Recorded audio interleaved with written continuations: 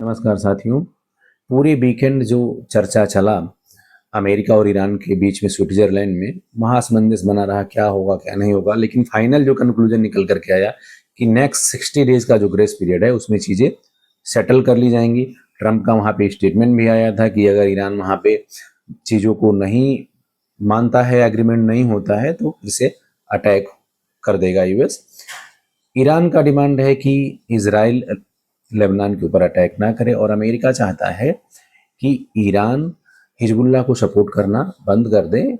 इन सभी बातों को लेकर के दोनों में मतभेद है, लेकिन अभी फिलहाल वहाँ पे चीज़ें सेटल्ड दिखाई दे रही हैं और 60 डेज में सब चीज़ों को सॉर्ट आउट कर लिया जाएगा, जिसके कारण मार्केट में अच्छी खासी पॉजिटिविटी है।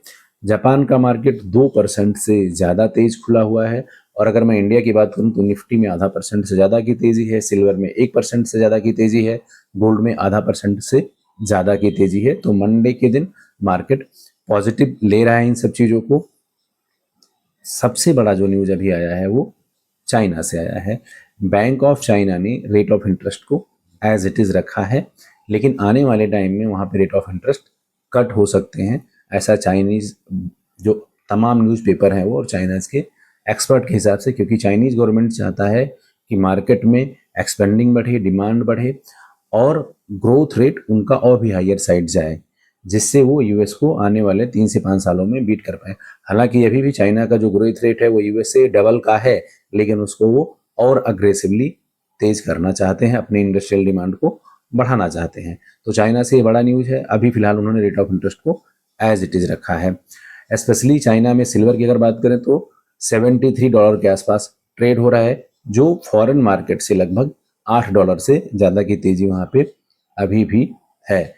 शॉर्ट टर्म में अगर अभी आप देखोगे तो जो लगातार बिकवाली चल रही है, स्पेशली जो छोटे रेटर हैं, छोटे इन्वेस्टर हैं उनके द्वारा, तो फिलहाल मार्केट में अभी प्रेशर है।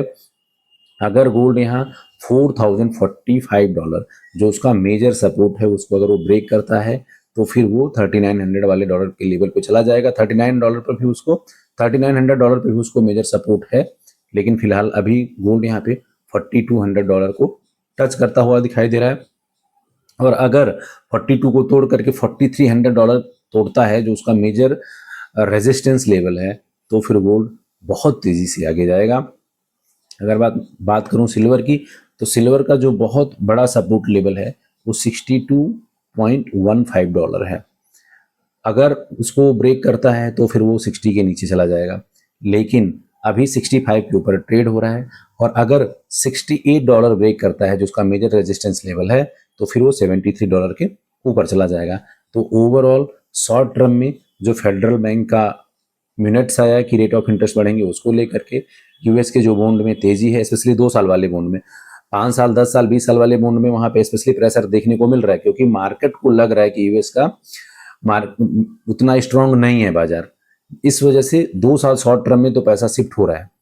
डॉलर इंडेक्स लगातार मजबूत हो रहा है, जो कि सिल्वर गोल्ड के लिए अच्छा नहीं है। अभी अराउंड $101 के आसपास डॉलर इंडेक्स है, और अगर ये 102 को ब्रेक करता है तो फिर ये 103 और 105 के ऊपर भी जा सकता है, लेकिन वहां तक जाना संभव नहीं है क्योंकि स्टेट ऑफ हॉर्मोन्स पूरी तरह से ओपन है, वहां से लगातार से पास हो रहा है।